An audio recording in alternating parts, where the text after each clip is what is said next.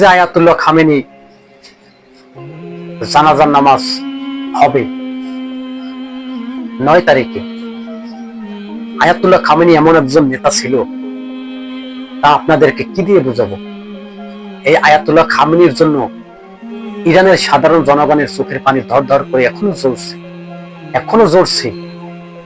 আপনি জানেন, আপনি জানলে অবাক হয়ে যাবেন।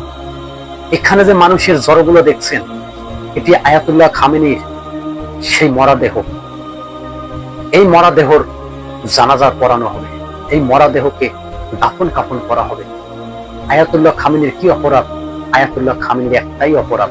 সেটি কি অপরাধ? সে ইহুদের বিরুদ্ধে যুদ্ধ করছে, ইহুদের বিরুদ্ধে সে যুদ্ধ ঘোষণা করছে। আজকে আয়াতুল্লাহ খামেনি ভালো না বলবো, জেনে নাও ইহুদিরা, আয়াতুল্লাহ খামেনির জানাজাটাও হইতে আছে। কিন্তু তোমাদের কি হবে? বল হরি বল শ্রীরাম, এটি হবে। আজকে আমি কারো ধর্ম নিয়ে আমি ব্যঙ্গ করছি না। আয়াতুল্লাহ খামেনিকে কেন হত্যা করলো এই আমেরিকা, এই ইসরায়েল? আজকে আয়াতুল্লাহ খামেনির জন্য জানাজার নামাজ পড়ার জন্য কোটি কোটি মানুষ, প্রায় 2 কোটি মানুষ জড়ো হয়ে গেছে আয়াতুল্লাহ খামেনির জানাজা নামাজ পড়াবে।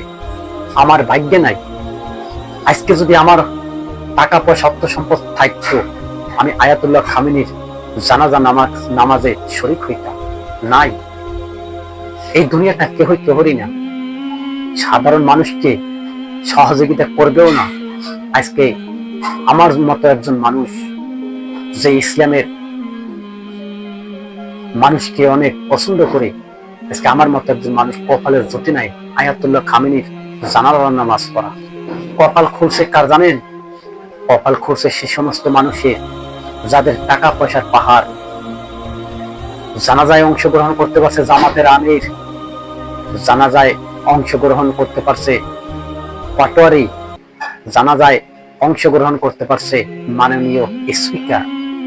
আমাদের কপালে এরকমের ইসলামিক একজন নেতার জানাজা নামাজ আমাদের নসিবে আইজও হয় নাই। সামনেও কি হবে কি হবে না বলতে পারি না। বলবো দর্শক, আয়াতুল্লাহ খামেনির নামাজ যারা যারা পড়তে গেছেন তাদেরকে ধন্যবাদ জানাই। তাদের জন্য আমার মন থেকে ভালোবাসা রইল। আয়াতুল্লাহ খামেনির যাতে আল্লাহ তাআলা রব্বুল আলামিন জান্নাতুল ফেরদাউস নসিব করে এই কামনাই করছি। যে একজন নেতা, যে ইহুদিদের সাথে যুদ্ধ করতে করতে তার নিজের জীবনটাই দিয়ে দিল, শুধু তার নিজের জীবনটা না, তার পরিবারের সমস্ত মানুষের জীবনটা দিয়ে দিচ্ছে। আজকে আয়াতুল্লাহ খামেনির একার জানাজার হবে না, এখানে 5 জন ব্যক্তির একই সাথে জানাজার হবে। তারপরে তাকে শিরোনিদ্রায় তাদেরকে রেখে দেওয়া হবে। এটি হয়েছে মানুষের ভালোবাসা। আজকে মোস্তফা খামেনি ইহুদির সাথে যুদ্ধ করতে মৃত্যুবরণ করছে, শাহাদাত বরণ করছে। কয়জনের নসিবে আছে? এই সমস্ত নেতাদেরকে যারা যারা হিংসা করছেন, যারা যারা বলছেন ইরান তো একজন শিয়া, কে শিয়া কে মুসলিম কে সুন্নি তা আল্লাহ তাআলা রব্বুল আলামিন দেখবে। কিন্তু ইহুদিদের সাথে যে যুদ্ধ করছে ইরান, আয়াতুল্লাহ খামেনি, এটি সত্য। এই জানাজার গিরি আরেকটি ঘটনা ঘটছে। কি ঘটনা? আয়াতুল্লাহ খামেনির ছেলে সন্তান মোস্তফা খামেনি জানাজার নামাজে শরীক হতে পারবে না। কি একটা দুঃখের বিষয়, যেখানে নিজের বাবার জানাজা নামাজে ছেলে অংশগ্রহণ করতে পারবে না ইহুদিদের যন্ত্রণার কারণে। ইহুদির এখনো ষড়যন্ত্র করছে। এই জানাজার গিরি নানান রকমের ষড়যন্ত্র মোস্তফা খামেনি আগে থেকেই সতর্ক করে দিচ্ছে। ইহুদিরা মানে ইসরায়েলরা ইরানের রাজধানী যেখানে জানাজার নামাজ হবে সেখানে নাকি বলে হামলা চালানোর পরিকল্পনা নিয়েছে। তা বলবো সফল হবে না। হয়তো মিসাইল আল্লাহ তাআলা রব্বুল আলামিন আকাশেই ধ্বংস করে দিতে পারে, যেভাবে আবাবিল পাখি ইহুদিদের উপরে পাথর মেরে মেরে পৃথিবী থেকে শেষ করে দিছিল। তাই বলবো আল্লাহ পৃথিবীর জমিনে আবাবিল পাখি পাঠাও। এই মানুষ দিয়ে কাম হবে না। কিছু কিছু মুসলিম নেতারা ইহুদির পক্ষ হয়ে মুসলমানের বিরুদ্ধে ষড়যন্ত্র করছে, যুদ্ধ করছে। তাই আল্লাহর কাছে বলবো, আল্লাহ আবাবিল পাখি দিয়ে পৃথিবীটাকে ইহুদি নাসারা তাদেরকে ধ্বংস করে দাও, না হয় তুমি হেদায়েত দাও।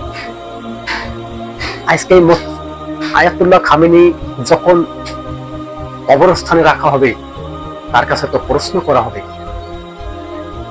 আয়াতুল্লাহ খামেনির ভালো কিনা খারাপ একমাত্র আল্লাহ তাআলা রব্বুল আলামিন জানে। কিন্তু আমরা এতটুকু জানি, দেখছি যে আয়াতুল্লাহ খামেনি ইহুদের বিরুদ্ধে যুদ্ধ করছে, এটি কিন্তু সত্য।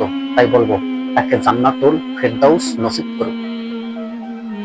এই মোস্তফা খামেনি বাবার প্রতিশোধ নেবে ঘোষণা দিয়ে দিয়েছে। যদি বাহিনীও সতর্ক হিসেবে রাখা হয়েছে, এই জানাজারের ভিতরে যাতে কোনো দুর্ঘটনা ঘটতে না পারে। মোস্তফা খামেনি আরো বলছে, এই জানাজার ঘিরে যদি কোনো একটি দুর্ঘটনা ঘটে, এর ব্যবস্থা খুব ভয়াবহ ব্যবস্থা নেওয়া হবে। কে বলছে? মোস্তফা খামেনি। আপনি জানলে অবাক হয়ে যাবেন যে মোস্তফা খামেনিকে মারার জন্য ইহুদিরা সেই আয়াতুল্লাহ খামেনিকে হত্যা করার পর থেকে ষড়যন্ত্র করছে। এখনো কিন্তু মোস্তফা খামেনিকে মারার জন্য ষড়যন্ত্র করছে। এ সমস্ত ষড়যন্ত্র আল্লাহ তাআলা রব্বুল আলামিন ধ্বংস করে দিন। ভালো থাকবেন।